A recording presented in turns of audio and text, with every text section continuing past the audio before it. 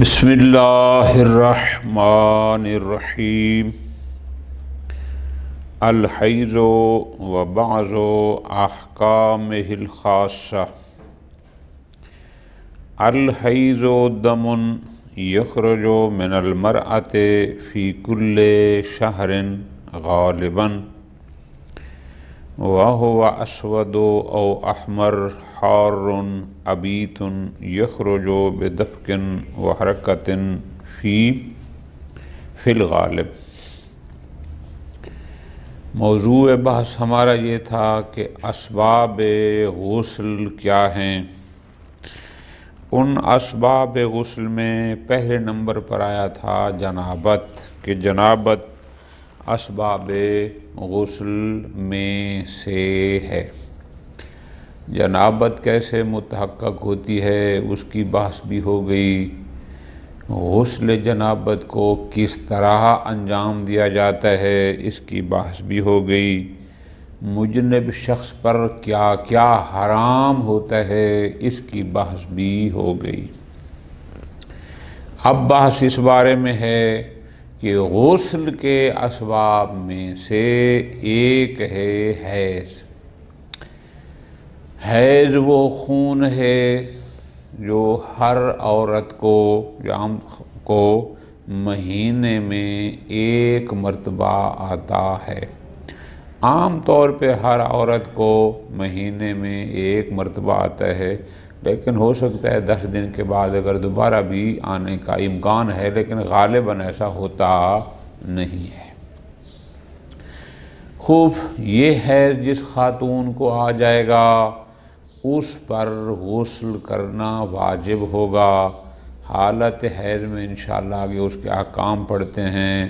نہ وہ نماز پڑھے گی، نہ ایام حیض میں وہ روزہ رکھے گی، نہ وہ حالت حیض میں طواف کر سکتی ہے، اور مسجد میں جانا وغیرہ جو بھی چیزیں مجرم کی آئی تھیں۔ ٹھیک ہو گیا جی۔ یہ حیض عام طور پر 10 دن سے زیادہ، بلکہ نہیں، اس کی شرط ہی یہ ہے کہ یہ 3 دن سے کم اور 10 دن سے زیادہ نہیں ہوتا۔ اگر کوئی خون شروع ہو کسی خاتون کو اور 3 دن سے پہلے ختم ہو جائے تو وہ حیض نہیں، اور اگر 10 دن سے زیادہ چلتا رہے تو 10 دن تک تو حیض ہونے کا امکان ہے، اس کے بعد وہ خون حیض نہیں ہو سکتا۔ پھر اس کے احکام میں وہ استحاضہ فلاں ہے جو بھی ہے۔ مدت ایام حیض کم از کم 3 دن اور زیادہ سے زیادہ 10 دن۔ ٹھیک ہو گیا جی۔ اچھا، اور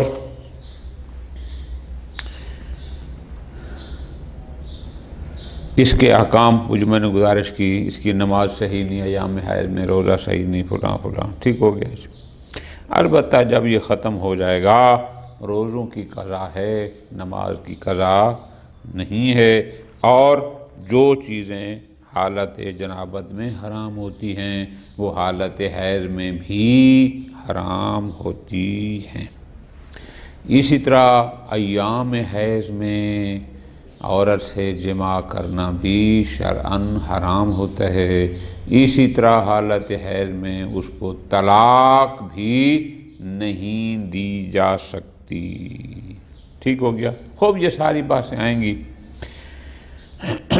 اب ان ساری باتوں پر یہ تو آپ نے کہا کہ حیض فلاں فلاں صفات پر مشتمل ہوتا ہے، ہمیں اس پر بھی دلیل چاہیے۔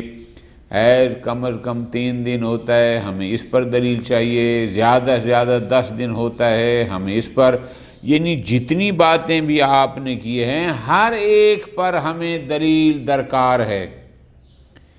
بغیر دلیل کے ہم کوئی بات نہیں مانتے۔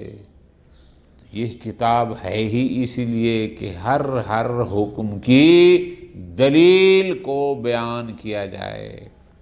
اللہ تعالیٰ طول عمر عطا فرمائے۔ آیت اللہ ایروانی کی انہوں نے بڑے سہل اور آسان انداز میں ایک نئی چیز جو قوم کو دی ہے وہ یہی ہے کہ جہاں ہمیں حکم معلوم ہوگا ہمیں اس حکم کی دلیل بھی ساتھ معلوم ہوگی، اور دلیل کہاں سے؟ قرآن سے اور فرمان معصوم سے، انہی کی روشنی میں رہتے ہوئے۔ خوب، الحیض وبعض احکامہ الخاصہ، اور کچھ احکام ہیں جو حیض کے ساتھ خاص ہیں، انشاءاللہ بھی پڑھتے ہیں ایک ایک کر کے۔ خود حیض کسے کہتے ہیں؟ حیض ہے کیا؟ فرماتے ہیں الحیض دم، حیض خون ہے، یخرج من المرأۃ فی کل شہر، جو عورت کو ہر مہینے آتا ہے، غالباً کی قید ہے، چونکہ 10 دن کے بعد دوبارہ بھی آنے کا امکان ہوتا ہے، لیکن غالب طور پر ایک خاتون کو مہینے میں ایک دفعہ ہی آتا ہے، یعنی درمیان میں فاصلہ ہوتا ہے۔ خوب، یہ تو ہو گیا وہ خون۔ وہوا، اور یہ دم حیض، یعنی وہ حیض، یعنی وہ خون جو ہر مہینے عورت کو آتا ہے، اس کی صفات کیا ہیں؟ ہوا اسود او احمر، سیاہ رنگ کا یا سرخ رنگ کا۔ سیاہ سے مراد یعنی سخت سرخ، نہ کہ سیاہ رنگ جو عام طور پہ سیاہی ہوتی ہے نا، وہ مراد نہیں ہے، او احمر یا سرخ رنگ کا۔ حارن، تھوڑا سا گرم۔ عبیتن، عبیت کا لغوی معنی المنجد میں دیکھیں گے تو وہ کرتے ہیں تازہ خون، مراد کیا ہے کہ وہی تازہ، یا اس کو گاڑھے کے معنی میں بھی آپ لے سکتے ہیں۔ یخرج بدفق و حرکت فی الغالب، عام طور پر یہ اچھل کر اور تیزی سے آتا ہے، ٹھیک ہے جی، خوب، یا جلن کے ساتھ آتا ہے۔ اچھا، ولا تصح من الحائض، اب اس سے پہلے جس خاتون کو ان صفات پر مشتمل خون آ گیا، ایک سطر میں بھول گیا، اور یہ خون وَأَقَلُّهُ ثَلَاثَةُ أَيَّامٍ، کم از کم اس کی مدت 3 دن ہے، وَأَكْثَرُهُ 10، اور زیادہ سے زیادہ 10 دن، یعنی اگر کوئی خون آتا ہے کسی خاتون کو لیکن 3 دن سے پہلے ختم ہو گیا تو بھی وہ حیض شمار نہ ہوگا، اگر 10 دن کے بعد چلتا رہتا ہے تو بھی وہ حیض نہیں ہوگا۔ وَيُعْتَبَرُ فِيهِ الْاِسْتِمْرَارُ عُرْفًا فِي الثَّلَاثَةِ الْأُولَىٰ، وہ جب شروع ہوا ہے تو شروع کے 3 دن میں وہ خون مسلسل آتا رہے، البتہ استمرار عرفی، استمرار عرفی میری جان یہ ہوتا ہے مثلا صبح آیا، تھوڑی دیر کے لیے رک گیا، بعد میں پھر شروع ہو گیا، تھوڑی دیر کے رکا تو ایک خاتون کیا کہتی ہے کہ سارا دن آتا رہا ہے، یہ ہوتا ہے استمرار حقیقی، مراد نہیں ہوتا کہ بالکل رک کے ہی، نہ یہ مراد نہیں ہے، عرفاً، ٹھیک ہے جی، پہلے 3 دن۔ خوب، وَأَن يَكُونَ بَعْدَ الْبُلُوغِ، اور یہ حیض تب بن سکتا ہے کہ جب خاتون بالغہ ہو، بلوغت کے بعد اور یائسہ ہونے سے پہلے، وہ 50 سال یا 60 سال ان کی عمر ہوتی ہے، اس سے پہلے ہوگا تو جا کر یہ خون، اس کا مطلب کیا ہوگا؟ ایک دن آیا، دوسرا سارا دن نہ آیا، پھر تیسرے دن تھوڑا سا آیا، اس کو عرفاً استمرار نہیں کہتے۔ یا کسی بچی کو 9 سال جو مطلب بالغہ ہونے سے پہلے آ جاتا ہے تو وہ کوئی اور بیماری تو ہو سکتی ہے، حیض نہیں ہو سکتا، یا خاتون کنفرم یا ایسا ہو چکی ہے اب اس کے بعد اس کو آتا ہے بڑھاپے میں کوئی وجہ سے تو وہ کوئی اور تو ہو سکتا ہے، حیض نہیں ہو سکتا۔ خوب، حائض عورت کے حکام میں سے ایک یہ ہے کہ ولا تصح من الحائض، جو عورت حائض ہے اس سے صحیح نہیں ہے، یعنی حالت حیض میں الصلاۃ، یعنی نماز، والصوم، روزہ، والطواف والاعتکاف، الا بعد الانقطاع والاغتسال، مگر یہ کہ وہ خون آنا رک جائے اور یہ اس غسل حیض، یہ اس حیض کے بعد اپنا واجب غسل انجام دے دے، بعد میں یہ پھر نماز بھی پڑھے گی، طواف بھی کر سکتی ہے، اعتکاف بھی کر سکتی ہے، آخر۔ ایک حکم اور ہے کہ وَتَقْضِي الصَّوْمَ دُونَ الصَّلَاةِ، یہ خاتون جس نے ایام حیض میں نہ نماز پڑھی تھی نہ روزے رکھے تھے، روزوں کی بعد میں قضا بجا لائے گی، لیکن نماز کی قضا اس پر نہیں ہے۔ یہ حکم ہو گیا۔ یحرم علیہا ما یحرم علی الجنوب، ہر وہ چیز جو حالت جنابت میں مجنب پر حرام ہوتی ہے، ایام حیض میں اس حائض پر بھی حرام۔ ٹھیک۔ یحرم وطئھا قبل الانقطاع، دم حیض جس کو حیض آ رہا ہے، جب تک خون حیض آنا بند نہ ہو جائے، رک نہ جائے، تب تک شوہر کا اس سے زوج کا اس وجہ سے وطی کرنا جائز نہیں بلکہ حرام ہوتا ہے۔ اسی طرح فرماتے ہیں لا یصح طلاقھا، حائض عورت کو حال ایام حیض میں طلاق دینا، البتہ اس کی تفسیر انشاءاللہ جب ہم کتاب الطلاق میں جائیں گے تو پڑھیں گے کہ کن شرائط کے ساتھ، وہ بھی صحیح نہیں۔ وکیفیت غسلھا کغسل جنابہ، البتہ یہ غسل اسی طرح کرنا ہے جیسے جنابت کی حالت میں غسل جنابت ہوتا ہے۔ ٹھیک ہو۔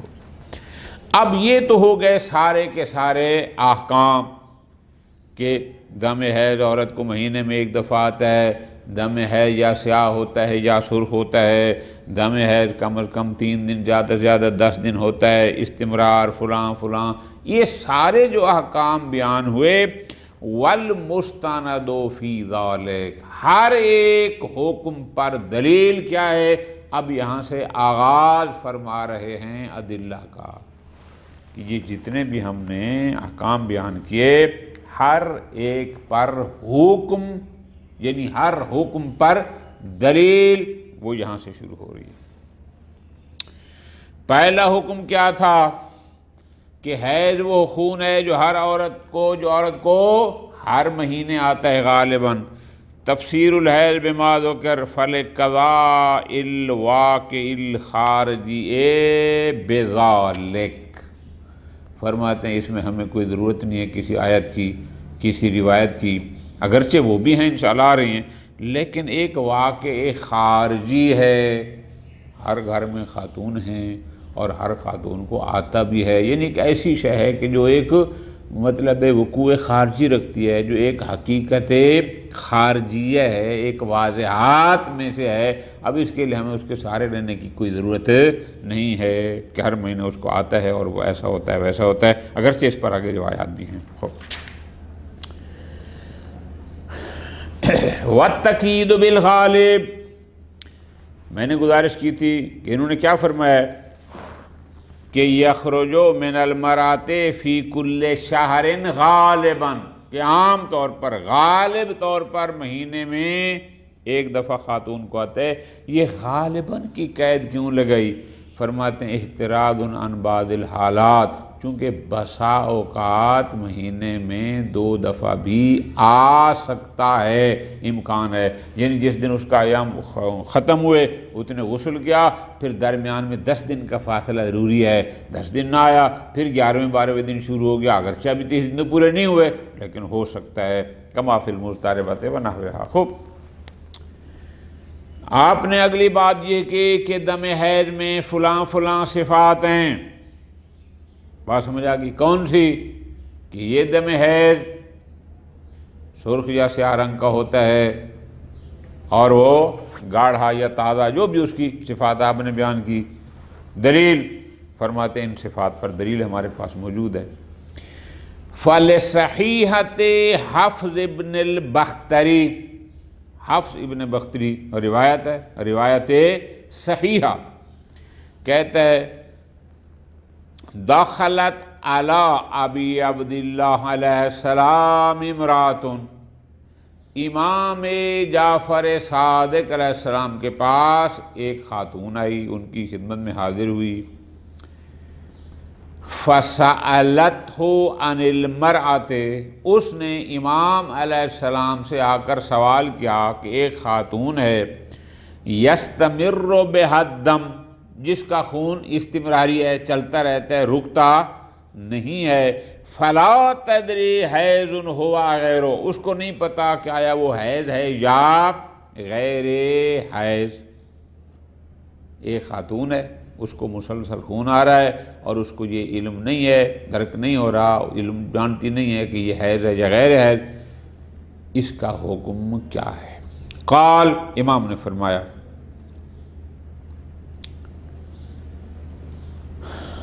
فقال لہا، امام نے اس کو جواب دیا، پہلے کالا کا فاعل ہو جائے گا راوی، دوسرا ہو جائے گا فقال لہا، امام نے اس کو کہا ان دم الحیض، کہ جو دم حیض ہوتا ہے، حارن تھوڑا گرم، عبیتن یعنی تازہ یا گاڑھا، اسود لہو دفع یعنی وہ ایسا ہوتا ہے کہ جس میں یا سیاہ رنگ کا ہوتا ہے کہ اس میں تھوڑا دفع اچھل کے آتا ہے، وہ حرارہ، وہی مراد گرم۔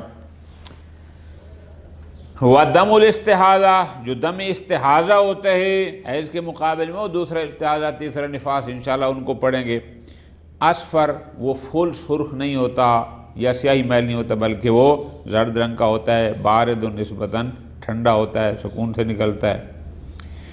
امام نے فرمایا فَإِذَا كَانَ لِلدَّمِّ حَرَارَةٌ وَدَفْعٌ وَسَوَادٌ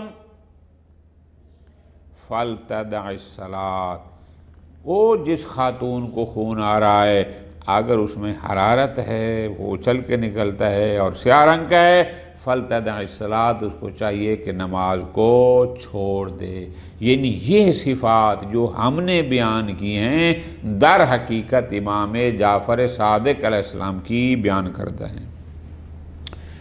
قال، راوی کہتا ہے فخرجت، اس خاتون نے جب امام علیہ السلام سے یہ جواب سنا وہاں سے چلی گئی، لیکن جب گئی وَهِيَ تَقُولُ، اور جاتے ہوئے یہ کہہ رہی تھی وَاللَّهِ أَن لَوْ كَانَ امْرَأَةً، کہ اللہ کی قسم یہ سوال اگر میں نے کسی عورت سے بھی کیا ہوتا، مَا زَادَ عَلَىٰ هَذَا، تو اس سے زیادہ وضاحت تفصیل صفات وہ بھی بیان نہ کر سکتی جو امام علیہ السلام نے بیان فرمائے ہیں۔ یہی تو ہمارا دعویٰ ہے کہ ائمہ علیہم السلام مظلوم کائنات ہیں، لوگوں نے ان کو پہچانا نہیں، ان کے علم کو درک نہیں کیا، ان کی شخصیت کو نہیں پہچانا۔ خوب وغیرہ اور بھی روایات ہیں، لیکن انداز ان کا ہے کہ کیا ایک شبہ کا ازالہ کر رہے ہیں۔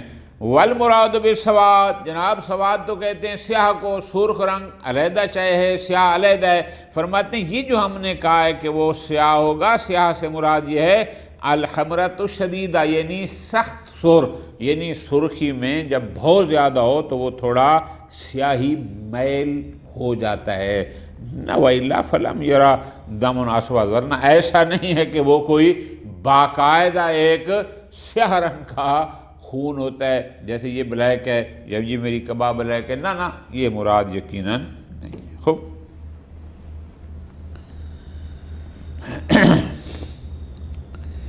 وَالتَّقْیِیدُ بِالْغَالِبِ، یہ جو ہم نے کہا تھا صفات میں پوری توجہ، عبیت یخرج بدفق وحرکت فی الغالب، کہ عام طور پہ غالب طور پہ ایسا ہوتا ہے، یہاں غالب کی قید، یعنی ان صفات کے ساتھ غالب کی قید لگانے کی وجہ فرماتے ہیں اس لیے للاحتراز عن الدم، یہ قید جو غالب کی قید لگائی ہے یہ بھی قید احترازی ہے۔ کیوں؟ بسا اوقات وہ دم کہ الذی یحکم علیہ بالحیضیہ، بسا اوقات ہم اس خون کو بھی محکوم بالدم کرتے ہیں، یا شریعت میں وہ خون بھی محکوم بالدم ہو جاتا ہے بسا اوقات بدون وجود الصفات فیہ، کہ جس میں یہ صفات نہ بھی ہوں لیکن وہ پھر بھی حیض شمار ہوتا ہے۔ کیسے؟ کا سفرت ایام العادہ، مثلا ایک خاتون کی عادت ہے، وقتیہ ہے، عددیہ ہے، اب وہ صاحب عادت جو خاتون ہے، ان ایام عادت میں اگر کوئی خون آ گیا، اگر اس میں یہ صفات نہ بھی ہوں ایک دو، تو بھی وہ ہے شمار ہوگا۔ او قبلہا بیوم، یا اسے ایک دن پہلے یا 2 دن آ جائے تو بھی وہ بغیر صفات کے ہو تو بھی وہ محکوم بالحیضیت ہوتا ہے، اس لیے ہم نے غالباً کی قید لگا دی۔ ٹھیک ہو گیا۔ وَأَمَّا اعتبار الاستمرار فی وَأَمَّا تحدیدہ قلۃ وکثرہ، فرماتے ہیں یہ جو آپ نے حکم لگایا کہ دم حیض کم از کم 3 دن ہوتا ہے اور زیادہ سے زیادہ 10 دن، یعنی قلیل کی حد بھی مقرر اور کثیر کی حد بھی مقرر۔ اب اس حد بندی جو کم اور اقل اور اکثر کی ہے، اس پر دلیل فرماتے ہیں لصحیحۃ معاویہ بن عمار ان ابی عبداللہ علیہ السلام، کیا روایت صحیح ہے کہ اقل ما یکون الحیض 3 ایام، کہ کم از کم جو حیض ہوگا وہ کم از کم وہ 3 دن ہوتا ہے، وہ اکثر ما یکون 10 ایام، اور زیادہ سے زیادہ 10 دن۔ لہٰذا اس حکم اقل اور اکثر کم از کم اور زیادہ سے زیادہ پر بھی روایت صحیحہ دلالت کرتی ہے۔ ایک ہم نے لکھی ہے لیکن روایات اور بھی ہیں۔ آپ نے کہا ہے کہ اما اعتبار استمرار فی الثلاثہ، یہ جو پہلے 3 دن ہیں، پہلے 3 دن ان میں وہ خون ہے استمرار ہو، یعنی باقاعدہ چلتا رہے، استمرار، یعنی ایسا نہ ہو کہ ایک دن تھوڑا سا آیا، دوسرا پورا دن آیا نہیں، اور پھر جا کے تیسرے دن، پہلے 3 دن میں یہ نہیں بلکہ استمرار۔ فرماتے ہیں اس کی وجہ یہ ہے فَالْإِقْتِضَاءِ الْحُکْمِ بِكَوْنِ أَقَلِّهِ ثَلَاثَةً، جب شریعت نے بیان کر دیا کہ حیض کی کم از کم مدت ہوتی ہے 3 دن، تو یہ 3 دن مسلسل آئے گا تو ہم کہیں گے نا کہ ایک خون جو شروع ہوا وہ مسلسل 3 دن تک چلتا رہا۔ اس لیے کہ اگر ایک دن آیا، دوسرا پورا دن نہیں آیا، پھر تیسرے دن تھوڑا سا آ گیا، ہم کیسے کہیں گے کہ اس خاتون کو 3 دن آیا ہے؟ نہیں، وہ تو آیا تھا، پھر درمیان میں ختم ہو گیا، پھر شروع ہوا۔ اسی لیے ہم کہتے ہیں کہ 3 دن یہ آئے۔ فَإِنَّ ظَاهِرَهُ أَنَّ الدَّمَ الْوَاحِدَ لَا يَخِلُّ مِنْ ذَلِكَ، کیوں؟ اس کا مطلب ہے کہ جب روایت میں آ گیا کم از کم 3 دن، تو ایک ہی خون ہوگا نا جو چلتا رہے گا، تو ایک خون تب بنے گا جب اس میں استمرار ہوگا، بغیر استمرار نہیں ہوتا۔ وَمَا تَقَطُّعِهِ، اگر وہ آیا اور درمیان میں منقطع ہو گیا، ختم ہو گیا، لا یکون واحداً، پھر وہ ایک خون شمار نہیں ہوگا۔ کیوں؟ فَإِنَّ الْوَحْدَةَ مُسَاوِقَةٌ لِلْاِتِّصَالِ عُرْفًا، بھائی وحدت تب صادق کہے گی کہ عرفاً پہلے دن اور تیسرے دن والا خون آپس میں متصل ہو، یعنی یکم تاریخ کو صبح 8 بجے آیا، پھر اس کے بعد نہیں آیا، 2 کو آیا ہی نہیں ہے، پھر 3 تاریخ کو اگر جا کے کہیں شام کو آتا ہے تو آپ کیسے اس کو ایک خون کہیں گے؟ وحدت تب ہے یکم کو بھی آئے، بے شک تھوڑا وقفہ ہو جائے، پھر شام کو بھی آئے، پھر دوسرے دن بھی آئے، تیسرے دن آئے، تب کہیں گے کہ ایک ہی خون ہے جو مسلسل چل رہا ہے۔ اس وحدت کے لیے ضروری ہے کہ 3 دن ان کا آپس میں اتصال ہو۔ پھر جناب یہ جو استمرار ہے، استمرار حقیقی یہ ہوتا ہے کہ فرض کرو یکم تاریخ صبح 8 بجے شروع ہوا تو یکم اور 2 اور 3 تک مسلسل چلے، ایک لمحے کے لیے بھی رکے نہیں، یہ ہوتا ہے استمرار حقیقی۔ لیکن فرماتے ہیں ہم نے یہ نہیں کہا استمرار حقیقی، ہم نے کیا کہا؟ ہم نے کہا وہ 3 دن مسلسل رہے عرفاً۔ عرف کا مطلب کیا ہو گیا کہ اگر صبح آیا، پھر گھنٹہ 2 گھنٹے نہیں بھی آیا، پھر شروع ہو گیا، پھر کوئی چند گھنٹے نہیں آیا، پھر شروع ہو گیا۔ اب اس انداز میں اگر آتا رہے تو اس خاتون کیا کہے گی؟ مجھے 3 دن سے خون آ رہا ہے۔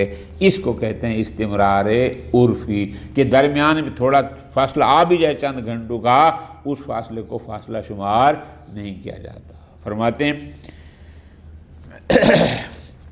اما ان المدار علی الاستمرار العرفی، اب جو اگلی بات ہے کہ اس استمرار میں استمرار عرفی معیار ہے، دون دقی و بدقت نقلیہ، استمرار حقیقی معیار نہیں ہے۔ استمرار عرفی یتحقق مال انقطاع یسیر ایضاً، عرفاً وہ استمرار کہلاتا ہے، درمیان میں گھنٹہ 2 گھنٹے نہ بھی آئے تو بھی عرف اس کو پرواہ نہیں کرتا، وہ کہتی ہے کہ مجھے 3 دن سے مسلسل آ رہا ہے۔ تو اب معیار کیا ہے؟ کیوں ہم استمرار کو استمرار حقیقی اور دقی عقلی نہیں لے رہے بلکہ ہم استمرار عرفی لے رہے ہیں؟ فرماتے ہیں فَلِأَنَّ ذَلِكَ مُقْتَضَىٰ حَمْلِ الْأَلْفَاظِ عَلَىٰ مَفَاهِيمِهَا الْعُرْفِيَّةِ، اس لیے کہ جب حکم آیا کہ یہ خون پہلے 3 دن مستمر ہو، استمرار، ہم استمرار کو اس کے مفہوم عرفی پر حمل کر دیں۔